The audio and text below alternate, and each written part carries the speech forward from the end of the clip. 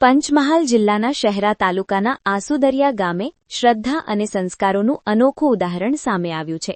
ગામના યુવાન પ્રવીણ માનસિંહ ચારેલે પોતાના પિતાની બીમારી દૂર થતાં માનેની બાધા પૂર્ણ કરવા માટે રાજસ્થાન સ્થિત રણુજા ધામ રામદેવરા સુધીની અંદાજે 720 કિલોમીટરની કઠિન પદયાત્રાનો પ્રારંભ કર્યો છે. મળતી માહિતી મુજબ પ્રવીણના પિતા 4 મહિના પહેલા ગંભીર રીતે બીમાર પડ્યા હતા. પિતાના સ્વાસ્થ્ય માટે ચિંતિત પ્રવીણે બાબા રામદેવ પીર પ્રત્યે માનતા માની હતી કે પિતા સાજા થશે તો તે પગપાળા રણુજા જઈ દર્શન કરશે. પ્રભુ કૃપા અને સારવારથી પિતા સ્વસ્થ થતાં પ્રવીણે પોતાની પ્રતિજ્ઞા પૂર્ણ કરવા યાત્રા શરૂ કરી. પદયાત્રા શરૂ કરતા પહેલા ગામમાં ભક્તિમય વાતાવરણ સર્જાયું હતું. પ્રવીણ અને તેના સાથીઓએ અખંડ જ્યોત સાથે ગામના રામદેવ પીરના મંદિરે વિશેષ પૂજા અર્ચના કરી અને પૂજ્ય સંતોના આશીર્વાદ મેળવ્યા. ગામ લોકોએ મોટી સંખ્યામાં હાજરી આપી પ્રવીણની પિતૃભક્તિને બિરદાવી અને ભાવભીની વિદાય આપી. આ પદયાત્રા દરમિયાન પ્રવીણ અને તેના સાથીદારો રોજના 30થી 35 કિલોમીટર ચાલવાનું લક્ષ્ય ધરાવે છે અને અંદાજે 17થી 20 દિવસમાં રણુજા પહોંચવાની યોજના છે. ખાસ વાત એ છે કે તેઓ કાળજાળ ગરમી વચ્ચે ખુલ્લા પગે આ યાત્રા કરી રહ્યા છે.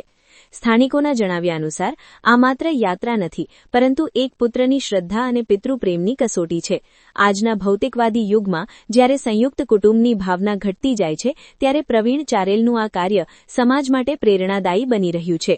પ્રવીણની આ યાત્રા ધાર્મિકતા સાથે સાથે પિતા પ્રત્યેના અગાધ પ્રેમ અને સમર્પણનું પ્રતીક બની છે, જેને જોઈ સમગ્ર શહેરા પંથક ગૌરવ અનુભવી રહ્યો છે. અને મારે ઘણા સમયથી 4 મહિનાથી એક પછી મારા પપ્પા પર ને મારા પર આફતો આવતી હતી. તે અમે મારા મનમાં એવો વિચાર આવ્યો કે રણુજાના રામાપીરને પ્રાર્થના કરું, જો મારા બધા દુઃખ દૂર થઈ જાય તો હું ચાલતો ખુલ્લા પગે ઉનાળાની સિઝનમાં અખંડ જ્યોત લઈને રણુજા રામાપીરના દર્શન કરીશ એવી મેં માનતા માનેલી. તો આફતો ધીરે ધીરે ઓછી થતી ગઈ. મારું દુઃખ દૂર થાય એની ભેગા અને ગામનું પણ દુઃખ દૂર થાય એવી આશાથી હું આ યાત્રા કરું છું. તો મારી આપ વડીલોને વિનંતી છે કે મને આશીર્વાદ આપો, મારી યાત્રા પૂરેપૂરી સફળ થાય, રસ્તામાં મને કોઈ પણ જાતની આફત ના આવે એવા આશીર્વાદ વડીલોને માગું છું.